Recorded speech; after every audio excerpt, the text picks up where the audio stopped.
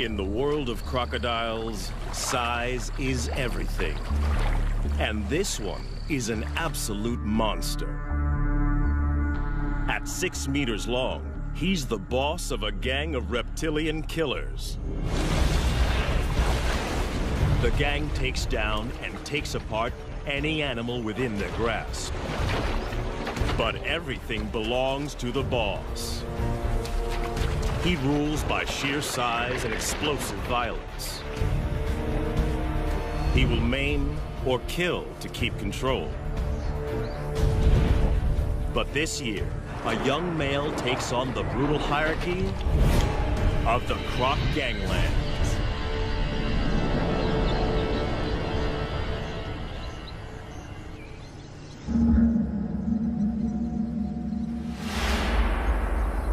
When a baby hippo dies of heat stroke on this beach, only one crocodile has the right to claim the bounty.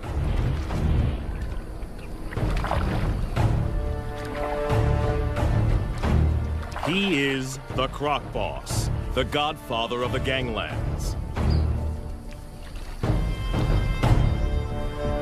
In crocodile hierarchy, size is power. And for many, many years, his 1,000 kilograms has topped the scales. As biggest croc on the beach, all food is his.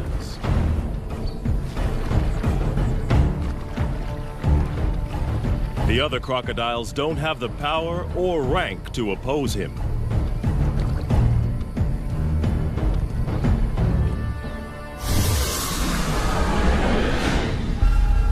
The boss didn't discover this carcass. One of the subdominant males found the prize. At 3 meters long, he is no small crocodile, but he lives on this beach and feeds at the discretion of Croc Boss.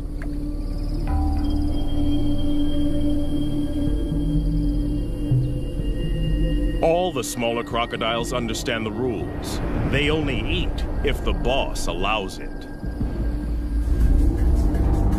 All along the river, territories work the same. Sections, each as big as 4 Olympic swimming pools, are dominated by a single large crocodile and his gang.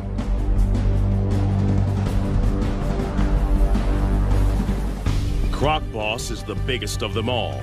But for most of the year, there is a peaceful truce between him and the other leaders. Border skirmishes mostly occur during the mating season. Smaller crocodiles may join the gang as long as they obey 3 simple rules. Croc Boss gets the best food. He is respected at all times, and only he mates with receptive females. Gang members break the rules at their peril. But there is always a younger rival, trying to get big enough to become a boss in his own right. These pretenders are shadow bosses, waiting for their moment. We call them phantoms. There have been other takeover bids. A smaller male tried to mate with one of the boss's females.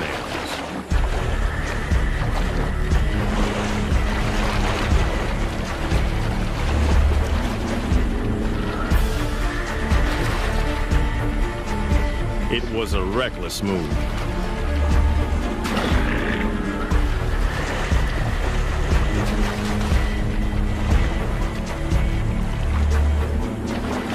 The challenger's bony armor was no match for the boss's brutal bites, as powerful as a trash compactor.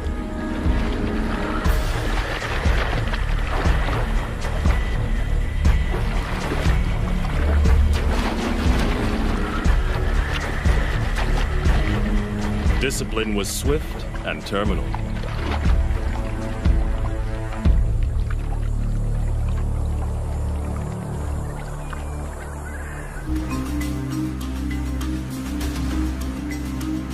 This Croc Boss's territory in Africa is a stretch of the Luangwa River in Zambia, in the South Luangwa National Park.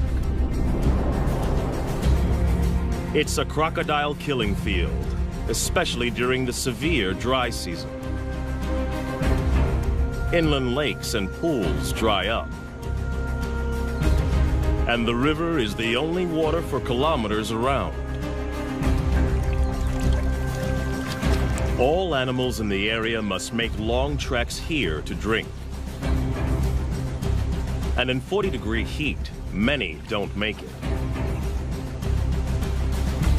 The river's a lifeline and a death zone.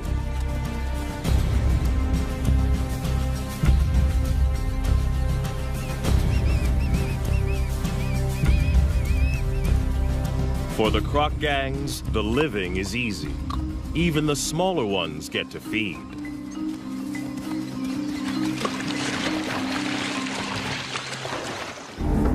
But crocs aren't the only gangs in town.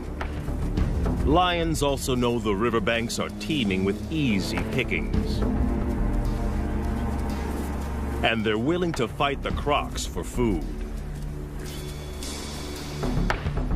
This puku antelope's caught between a rock and a hard place. After fleeing from the lions, he's stranded on an island in the croc-infested river. He's got to get off or starve.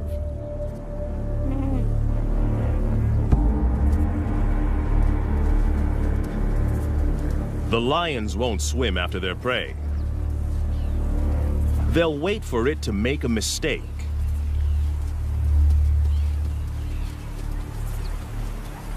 The puku's biggest threat lies in the water. The young phantom is perfectly placed for an attack. Away from the gang, this antelope is his to lose. There's no way the croc can catch the puku on the land. But there's no way the puku can outswim the croc. It's like a game of chess with life and death stakes.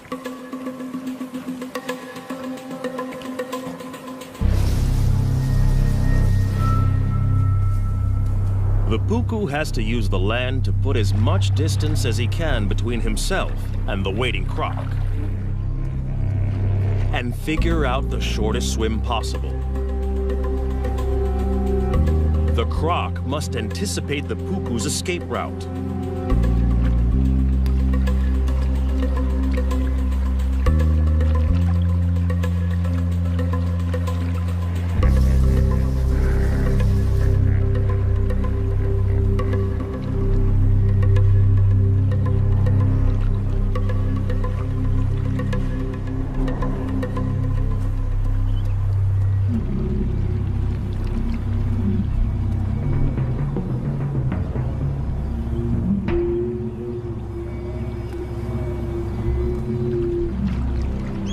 Life boils down to a simple equation of speed versus distance.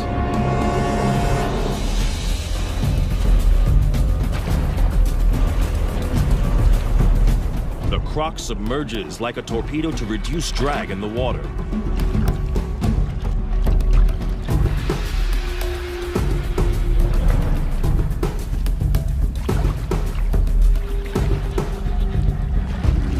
But his top speed of 10 kilometers per hour is not fast enough.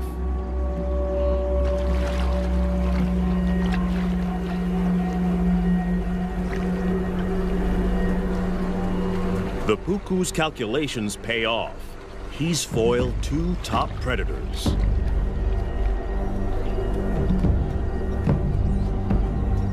The young croc misses an easy kill.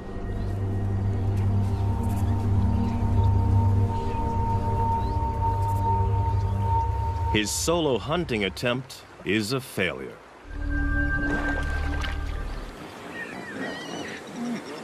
But the dry season has another food bonus on offer. Huge numbers of hippos crush together in the Luangwa's diminishing deep water holes to keep cool. No crocodile, even one as big as Croc Boss, would attack a full-grown hippo.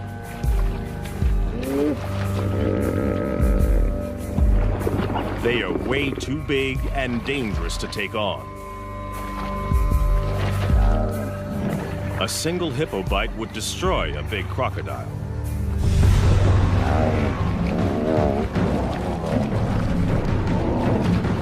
But the crocs don't need to try to kill the hippos.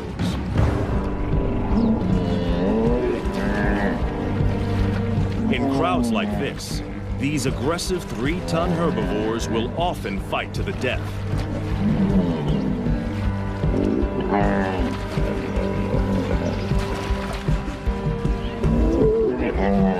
Leaving the croc gangs with a meat bonanza. A hippo carcass is one of the rare occasions when rival gang members join forces. Up to 200 crocs from different factions feed together. In fact, this cooperative frenzy serves a useful purpose. Crocs' jaws don't move from side to side. When the carcass is in water, they need others to pull against to help them rip off hunks of meat. It'll take them less than 2 days to completely demolish a 1-ton hippo. With the most acidic stomach of any vertebrate, crocodiles can digest every centimeter of a carcass. And as usual, the final chunk of meat goes to the croc boss.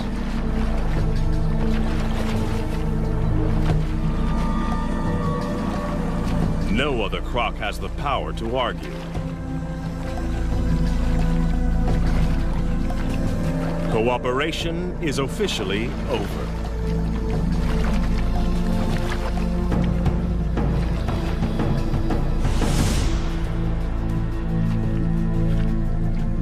Back on dry land, the lion pride is also living well off the deadly dry season. There's no need to hunt when the scavenging is so good. They rule the riverbanks just beyond the croc's reach. They own this feeding ground, and the crocs know it. Even Croc Boss won't come up here to try to take this carcass off the lions.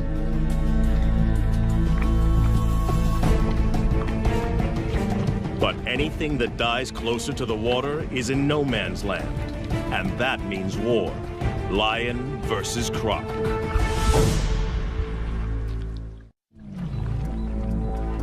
A dead elephant offers up a gigantic feast for the croc gang. They didn't kill it. The deadly dry season serves up another meat mountain. In this brutal time, even elephants are vulnerable. They need massive amounts of water, up to 200 liters a day. If they don't get enough to drink, heat stroke can quickly kill them.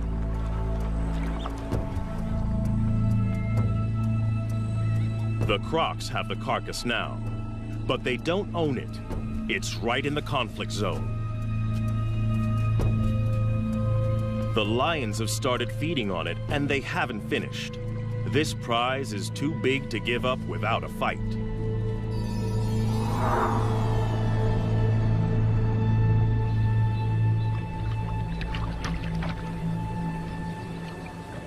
One young male wants more.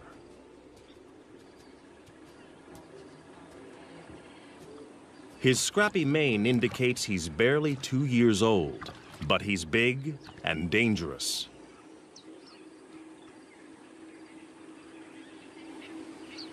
Most of the crocs know to keep their distance. Even this immature lion can kill them. But the inexperienced smaller crocs are willing to take him on.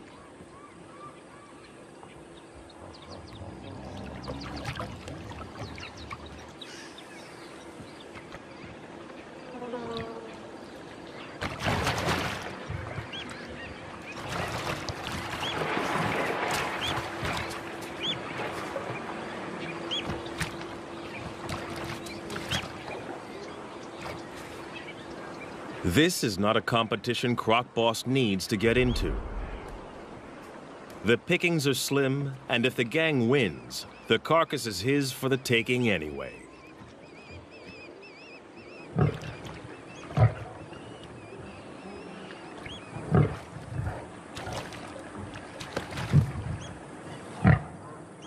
Without backup, the young lion isn't sure of himself.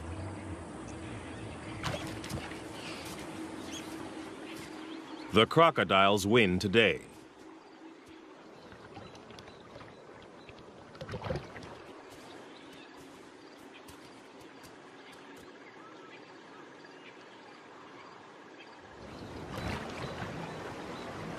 The gang now goes to work as fast as they can.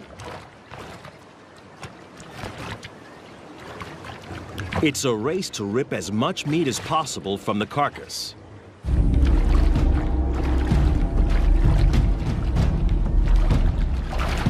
The young pretender wrestles a leg joint away from the smaller gang members. Aggression, theft, and brutality are the ultimate tools for survival. In crocodile hierarchy, bigger individuals are always looking to exploit the little guy.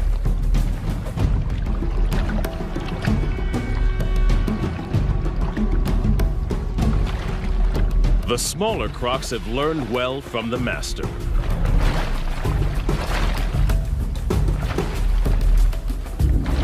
But there is only one master. Croc Boss comes to claim his dues.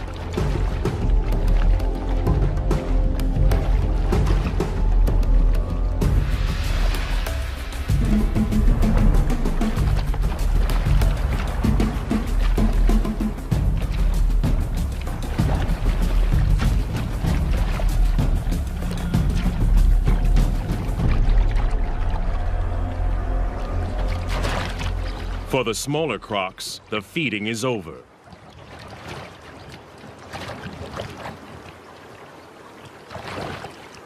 There is no way for the Phantom to mount a challenge.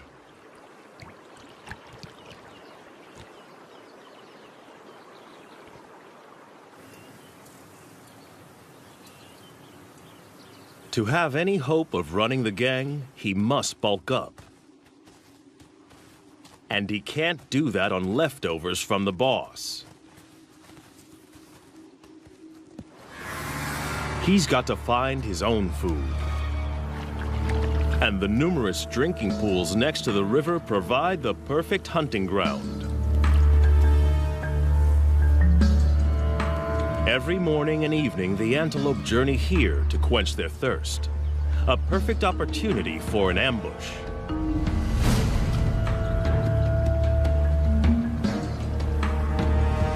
But the impala are on high alert.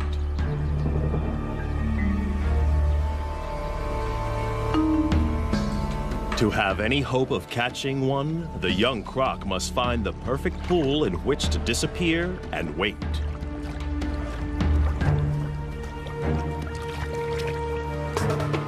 The impala are smart to the crocodile's strategy.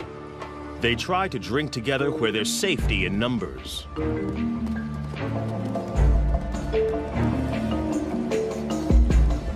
The crocodile must wait for a loner.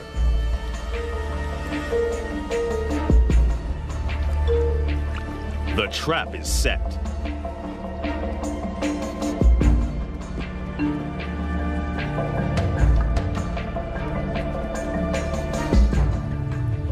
He can hold his breath for 2 hours. And this impala has no clue that below the surface lurks a ravenous crocodile poised to strike.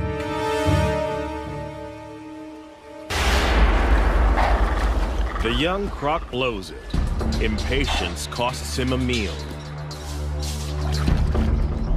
Crocs can launch their entire body out of the water in less than half a second. But timing is everything. And he has a lot to learn.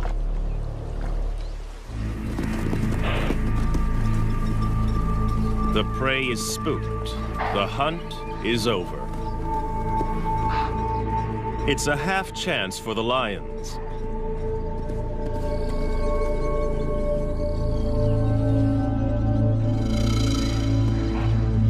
But it's a long chase, too exposed. And they're not that desperate.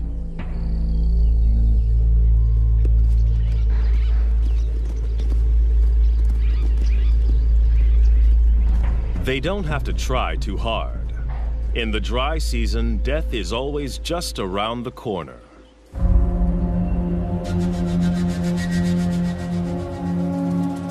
After the unsuccessful hunt, the young croc has to recover and recharge his batteries.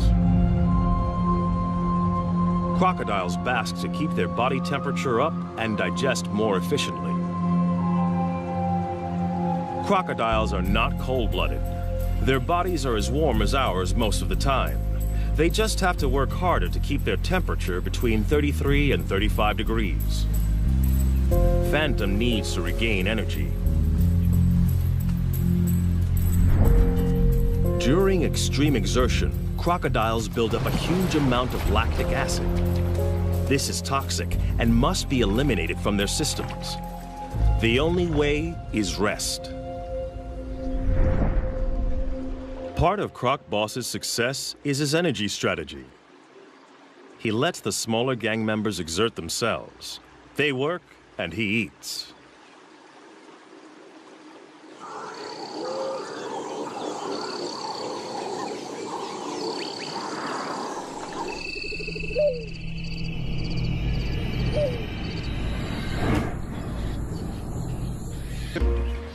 And they have the most unexpected allies.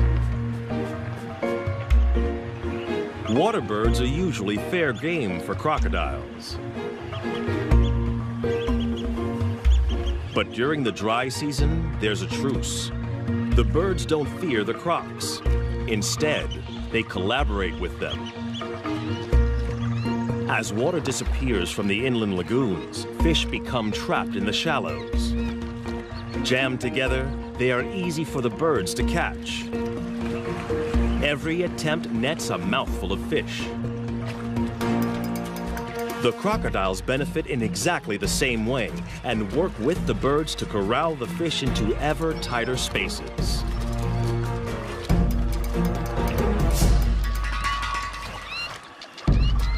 Each fish is a tiny meal, but for the small crocs, this technique is well worth the effort.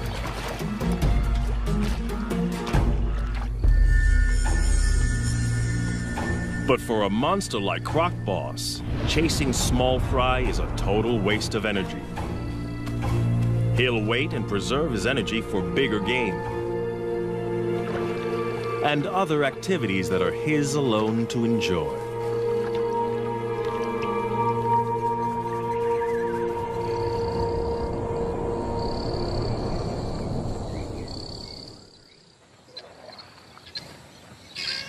The dry season doesn't just bring a food bonanza.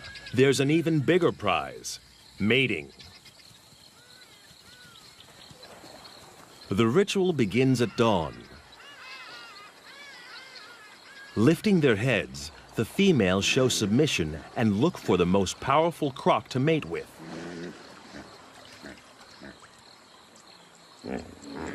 The boss raises his body and literally stands out in the river. It's a visible sign of his status. By rights, all receptive females are his.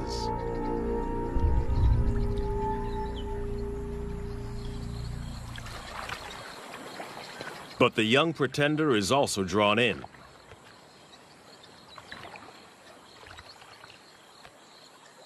The females secrete a pheromone into the water.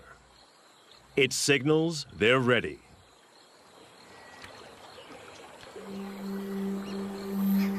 But even the boss must perform before he can mate.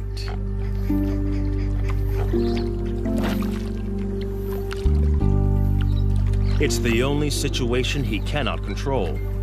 The final choice is made by the females. In mating season, females are permitted to wander through rival gang territories as they check out potential partners. The boss's head slaps and bubble blowing are the croc equivalent of beating the chest.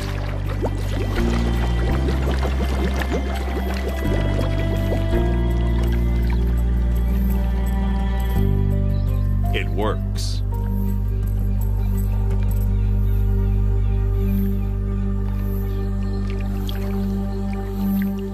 The smaller male can only watch.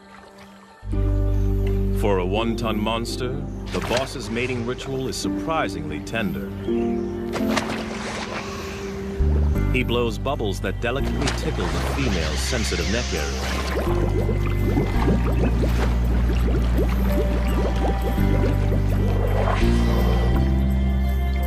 The pair will remain together for up to 1 hour before choosing new partners.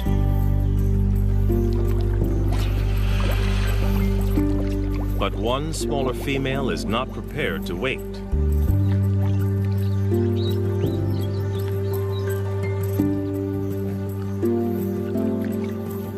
She's interested in the younger rival.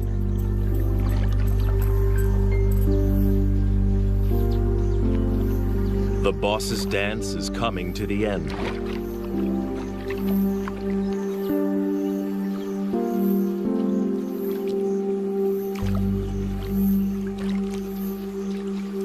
The pair submerges for their final act.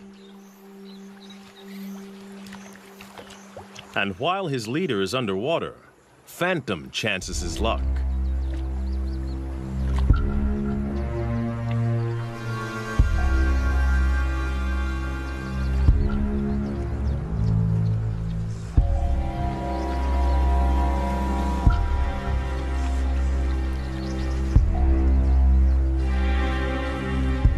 But the boss didn't get where he is by being inattentive.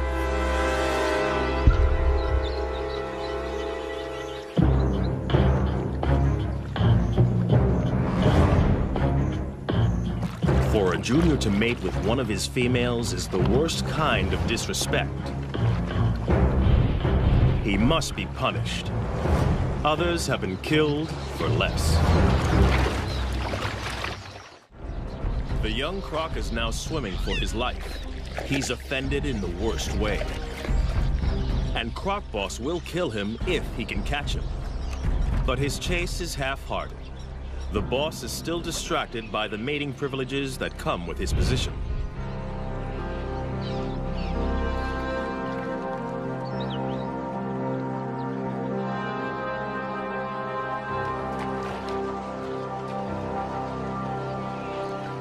The young pretender gets off with a warning bite.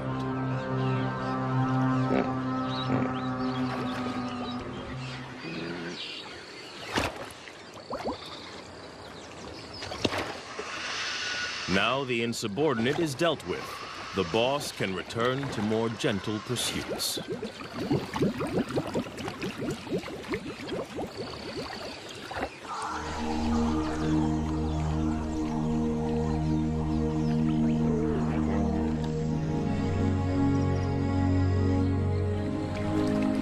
The right to mate is still a long way off for this young croc. He needs to grow, and to do that, he's got to grab every opportunity to hunt.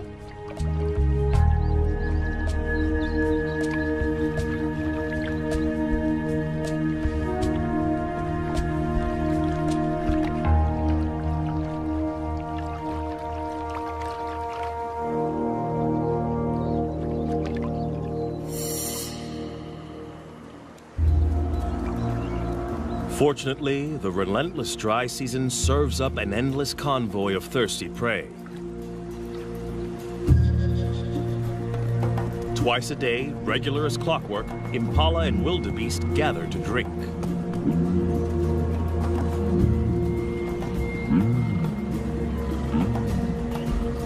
It's another chance to make a kill.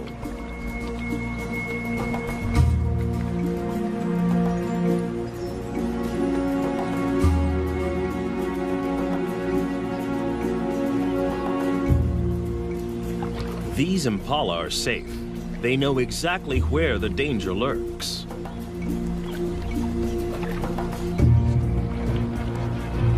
Some even follow the croc to keep an eye on him.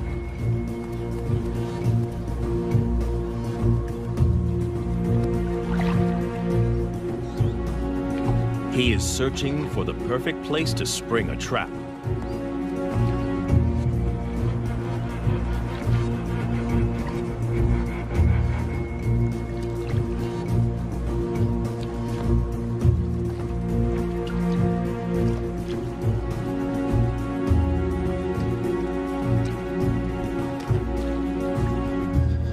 Even when he finds a likely pool, watching impalas raise the alarm.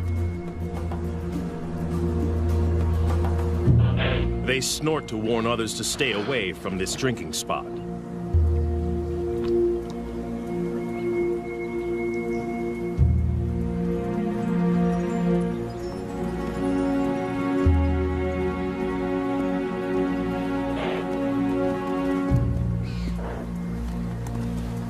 But with an unending stream of animals coming to drink, it isn't long before one individual doesn't get the message.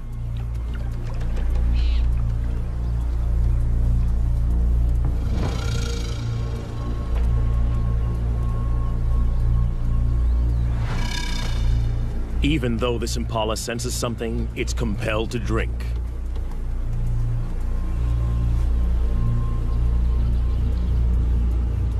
Thirst overrides fear. But it's braced for danger.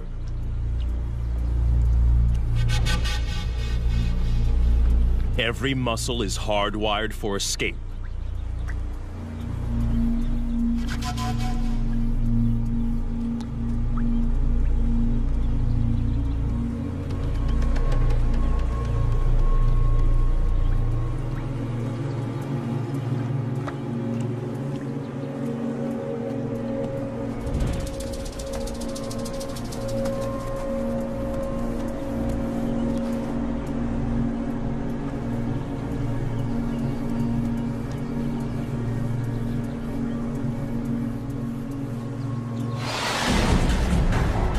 Perfect strike.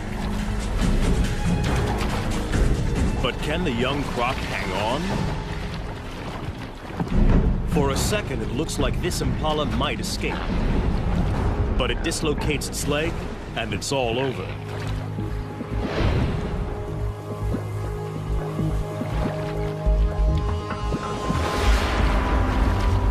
The timing of Phantom's ambush was a tiny bit off.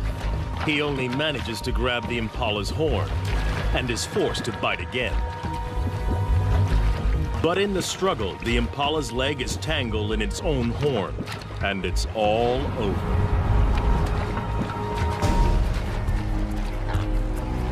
It won't be a quick death. He will have to drag his kill into the deeper river to drown it.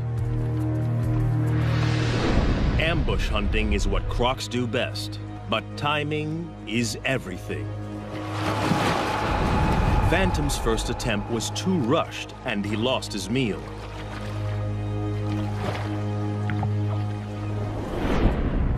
But the young pretender is learning. This time, he patiently waited for the impala to make a crucial mistake.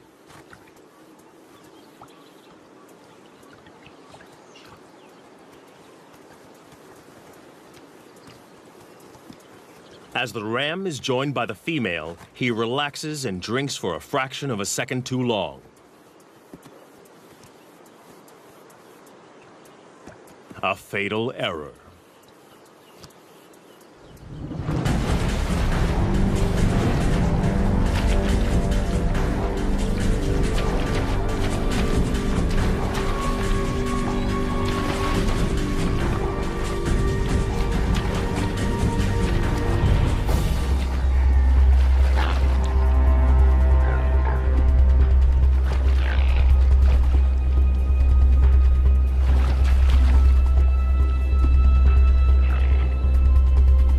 But the croc has made a mistake too. His perfect ambush is in full view of the gang. Now he must fight to keep it.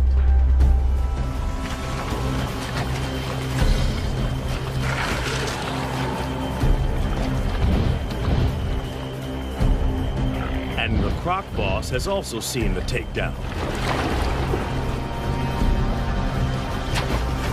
This meal is now his.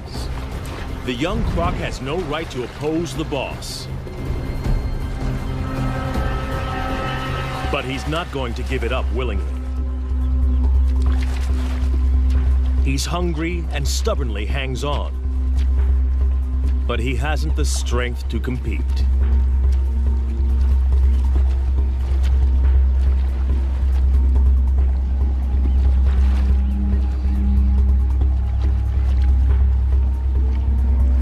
rest of the gang fights to get a bite onto the impala.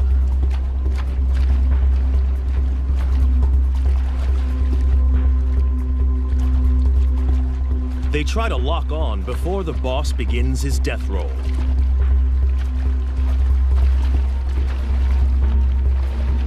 As the giant spins, he literally tears the impala to pieces. Any of the gang that can hang on may end up with a big chunk of meat. The impala has gone from living animal to meat chunks in a couple of seconds. Some of the gang manages to snag a piece, but not the pretender. In the ganglands, catching the prey doesn't guarantee you eat the prey. Hunting and fighting are a major drain on a smaller crocodile's energy reserves.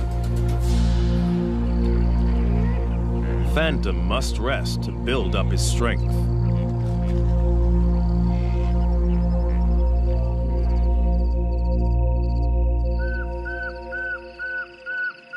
Other animals have no such energy restrictions. Away from the river, the African night hums with activity. For the prey species, the danger doesn't let up just because it's dark. Impala and puku rarely lie down to sleep for more than 10 minutes at a time.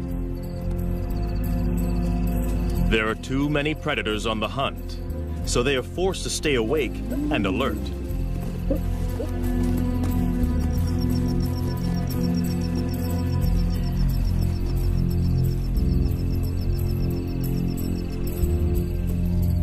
Lions take advantage when the crocodiles can't.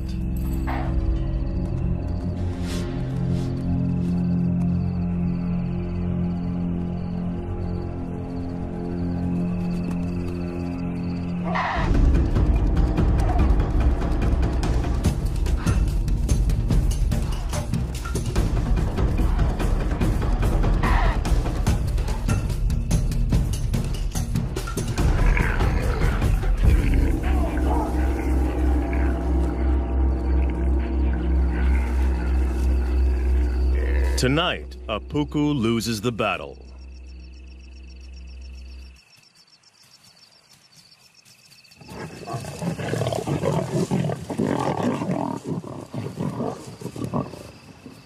Dry season around the Luangwa River is not a good time to be a herbivore.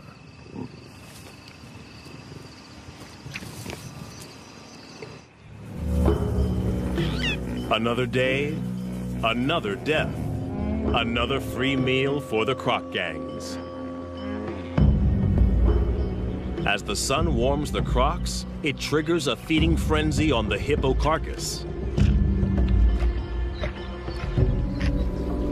Crocs from multiple gangs wait in line to feed. Territorial differences set aside for the moment. Size determines the order, and the biggest eat first.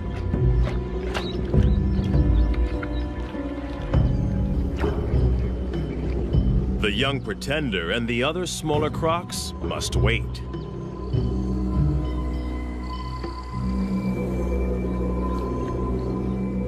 The boss has torn away a huge hunk of the dead hippo.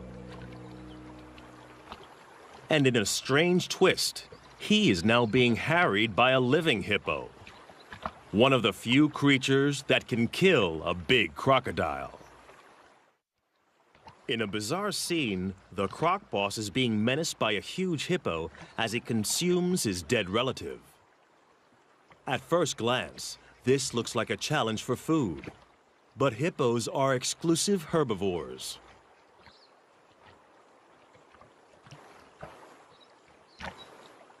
They've been known to lick carcasses, possibly for salt or minerals. But something else seems to be going on here. Perhaps like elephants, the hippo senses the death of one of its own. But it looks like the hippo is being aggressive. Perhaps this is some kind of primitive emotional reaction. Whatever the hippo's motivation, the huge crocodile knows this is dangerous. With 50-centimeter-long canines and a bite force 27 times more powerful than a human's, this hippo could easily skewer the huge croc.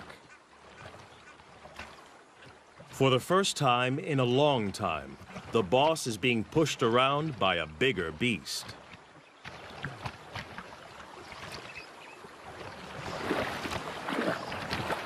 It's time to retreat.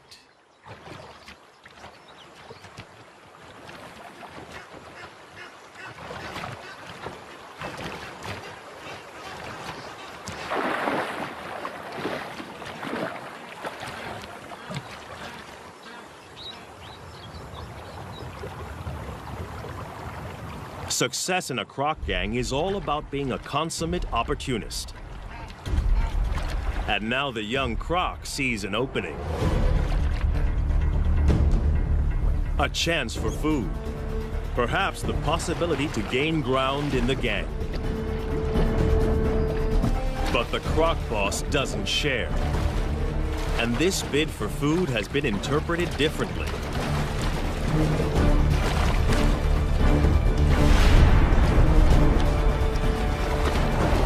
It's now a power struggle. And the boss's violent death roll is a deadly attack.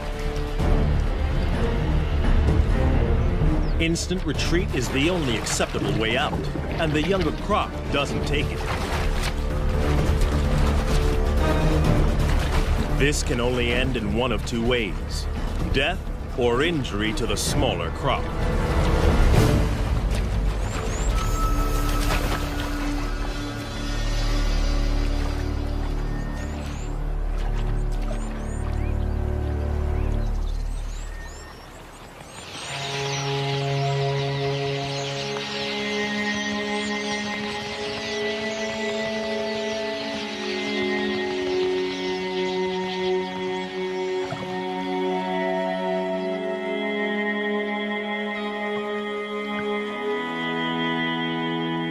He gets off lightly. He is alive. But it's still a disaster.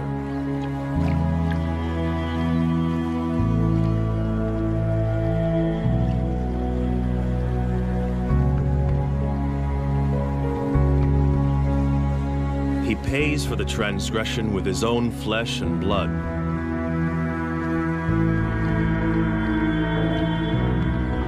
The monster croc ripped his top jaw clean off.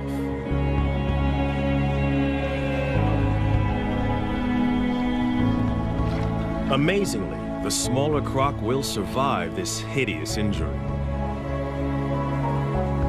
Crocodiles have special antibodies to help them heal from massive wounds. But it will not regrow. He is not just deformed, but terribly handicapped. His journey to the top position is over. From now on, he will be the last in line to feed. The croc boss and every crocodile, small or large, must now be shown subservience by the challenger. Even by nature's own harsh measures, the croc gang lands are a brutal environment, where size and uncompromising violence rule.